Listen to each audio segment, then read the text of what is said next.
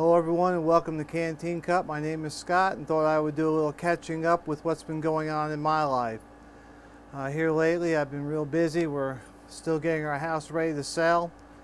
Hopefully we'll put it on the market another week or two. But we've been busy doing it and haven't had a lot of time to do a lot of other things, but I thought I would stop and give a couple minutes and kind of catch you up to date with what we're doing.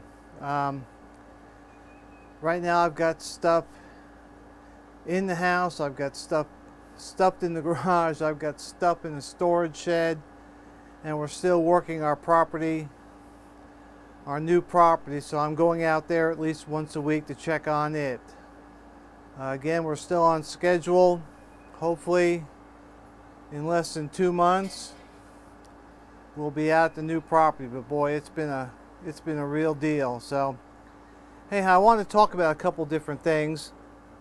I wanted to go to Next Level Gear, and then Pastor Joe Fox over at Viking Preparedness has done Viking Training Task-4, and I'd like to talk about that a little bit. I won't be able to participate in number 4 just because of all that I've got going on now. I'm doing stuff day and night, but I wanted to comment that at least in his challenge, it's gotten me to think about things, and things I knew but didn't really kind of face up to until I watched that video, and I started thinking about the training task, and also too maybe a couple other this and that, so to speak. So I wanted to talk about what a lot of people would call their line 2 or their level 2 gear, or the next way they would gear up. I did a video on my level 1, which is basically a pistol belt with a pistol, 2 magazines, a rifle magazine, and a little pouch on there. And that is, my intent for that is to wear it in garrison, or someplace where I would not necessarily need to have a rifle. I may have a rifle nearby, but really it's just for minimal security. So that's what I would wear. Moving up a level, when you start getting into the line 2 gear, I have two trains of thought about that. One is level 2 gear or line 2 gear would be used to defend a perimeter. In other words, I'm working in whatever family crew environment we're in, and we were attacked, we'll say, or there's a threat, incoming threat into our little community, that I would don the level 2 gear, and then I would go man the perimeter. That's one train of thought there, and I have a thought about that.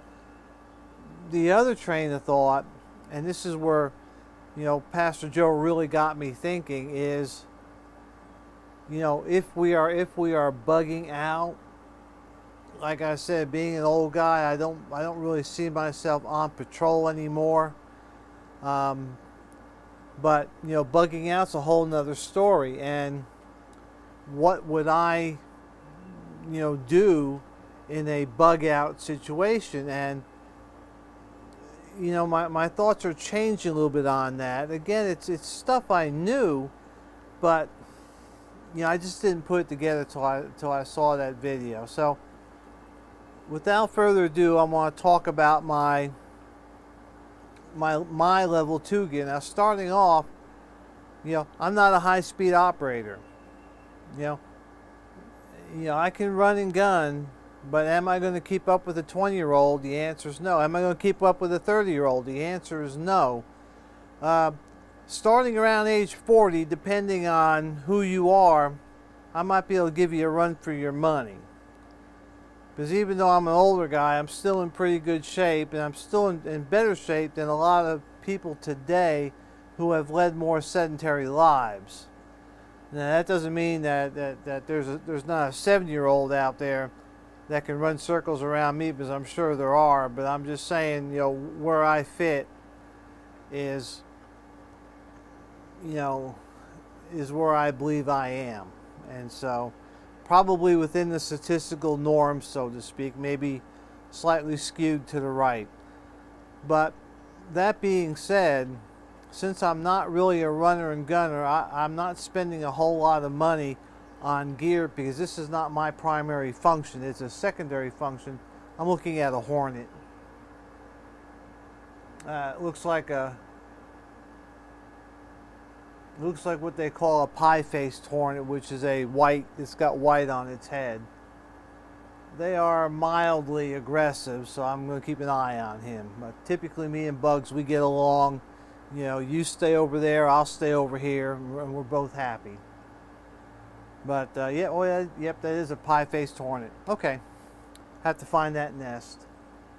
Anyhow, getting back to it, so, you know, I'm not spending gazillions of dollars, you know, looking at the high speed, you know, kind of gear that some people would use, because it's just not, you know, how I foresee myself. So I started out with a Molle Gen 2 load-bearing vest, and I got the desert, the 3-color desert camouflage version, and I got it new for about $18, and perfectly serviceable. And like I said, it was new. The colors for the area that I live in were a little bit light, so I took some spray paint and I you know, darkened it up a little bit, and it's just fine. I've got it here, but this is the vest, and I'll talk about the accessories in a minute. One of the things I like about this is that most of it is mesh or open.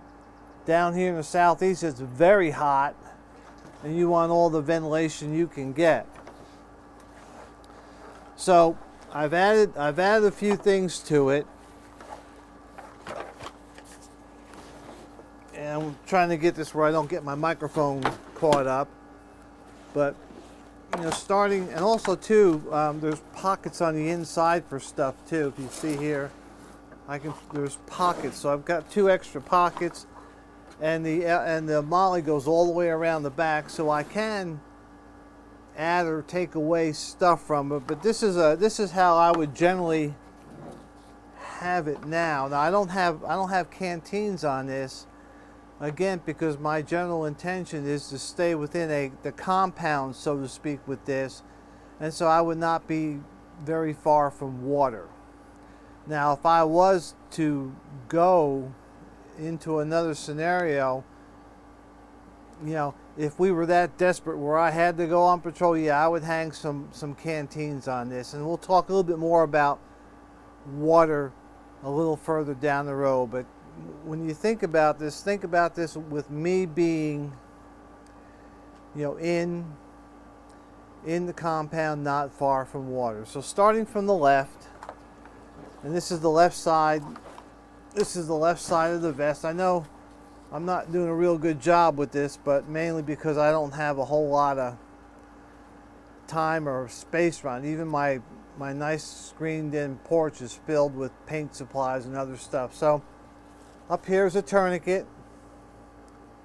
Everybody should have a tourniquet. This is what they call, the brand of this is called Recon. It's a little bit cheaper than the military versions, but I've played with this one, and I have read about them, and I don't see, you know, for what I'm doing, I think it's just fine. It's probably about half the price of a soft T or a Cat's. It does the same thing. All right, moving down. This is more like around the belly part, where this is up over my shoulder. I have an SC4 knife. I have it mounted on the left side. I have it what you would call a reverse mount. I can grab it from either hand. I have it on the left side, and I talked about this before, that for utility use, I can grab this with either hand just fine, and I can use it. if I'm in a fight and I'm fighting to either maintain control of my rifle or I'm trying to get my pistol into play, I don't want my right hand to be filled with a knife. I want to be grabbing either rifle or going for my pistol. So I put this with the left so I can grab it with my left hand and then use my left hand to, try to create a workspace so I can either get somebody far enough away where I can bring my rifle back up to bear, or I can go for my pistol, and you still need to have some workspace to get that out and use it. So that's why this is mounted on the left side. All right, next to that is my blowout kit. This is the main part of my blowout kit. I've got a set of medical shears. They fit in a little pouch in the back. Inside here I have an Israeli bandage. I have a chest seals, a set of chest seals. I have a nose hose, and I have a decompression needle. Now, am I an expert at decompression needles or nose hoses? No, I can get a nose hose in. A decompression needle, I probably need a little more training on that. However, I would hate to be shot and have somebody standing over me saying, "Gee, Scott, I could help you out if I only had a decompression needle." So I carry one in the hopes that maybe if I can't use it, maybe who's ever working on me can, and there's one there for him to use to help save my life. All right, next to that is a magazine pouch. This is made by a company called S-Tac. It's ESSTAC. And you gotta grab these just right. The magazines are held in by Kydex, and it's a firm grip, and you could just pull them out and put them in. I have one on the left side, and then going over to the right side of the vest I have two more on the right side. So that gives me 3 magazines, what I call a working, my working magazines. The idea being is that if I have my pistol belt on with one magazine, that will be my emergency reload. If I don't have a magazine here, then this single one on the left side of the vest is my emergency reload.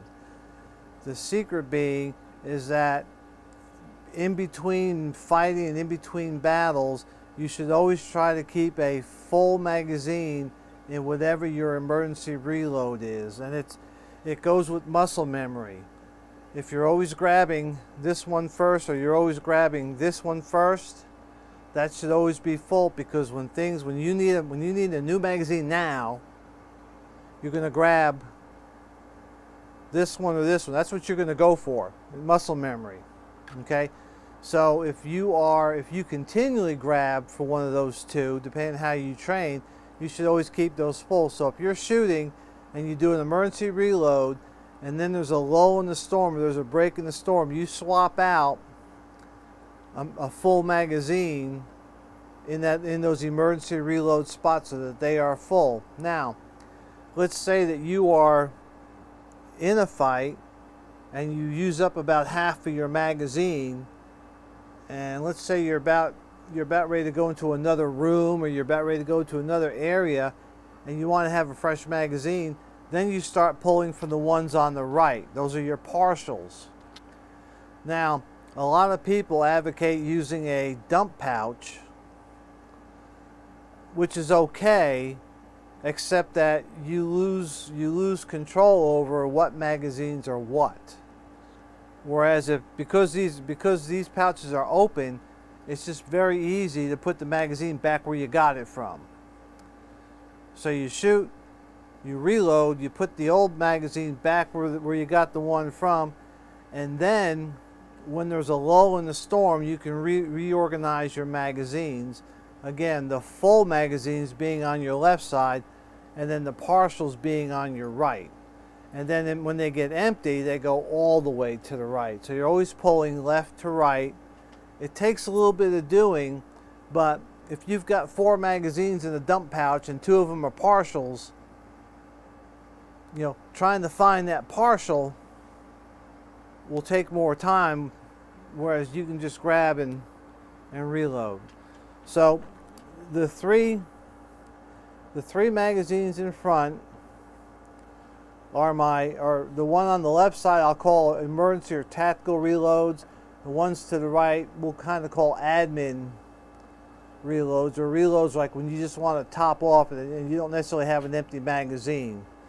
Now, going further on this, I have along the side here, this is a stretchy pouch. It's a two-person pouch. Right now I have one magazine in here, but however, because this material is heavy duty, it's made by 10-speed gear, I can put other things in here. I can put another magazine in here. I can put another tourniquet in here. I can put a smoke grenade in here. I can put a flare in here. It does not have to be a magazine. So I can carry just 3 magazines here, or I can carry other stuff in here. What's also nice about this is that it's pretty flush against my side, and I can still draw my pistol out while these are here. And that's pretty much my kit. And I wanted to talk about, you know, the different ways I may use this. And again, this goes back to partially back to Viking Training Task-4. If I'm in garrison, you know, depending on what I'm doing, I may not be wearing my vest. I may have it, you know, stored on the floor near my rifle while I'm doing whatever task I'm doing, or it may even be back at my sleep area, and I just have my rifle with me.